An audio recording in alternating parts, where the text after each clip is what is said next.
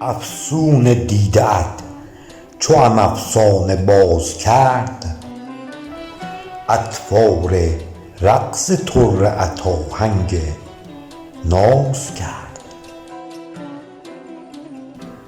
نازم به آن درخشش جادوی زلف خم، کز رخشش جمال مرا غرق آز کرد. در تنگنای بغض غریبم ز بی کسی، ناقوس خاطرات نگه قصه ساز کرد. با سطوت نظاره به هامون خاطرم، شرح مهابت صنم یکتاز کرد. شد تار و مار تا که امیدم به دیدنت،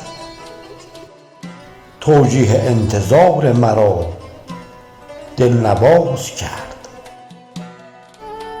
افزود در فراق صبوری به دل چنان، جان خاطرش به فیض دل از اعتزاز کرد.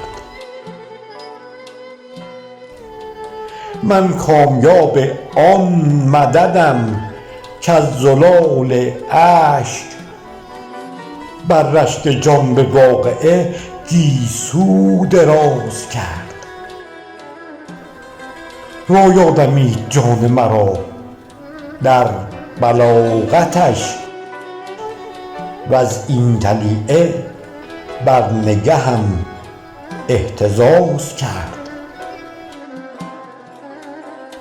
بر باد داده عقل سرم را ملاحتی، کز رقص زلف و دیده سرم غرق راز کرد.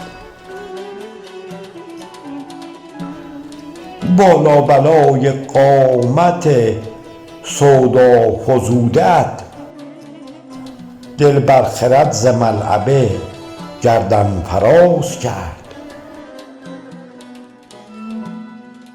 بر پایمال منطق نفع سر از بلا، جان پایکوب صحنه ز غم احتراز کرد. اندیشه تدبر عقلم کنار نه، طالب چو بر وصال تو عزم نماز کرد.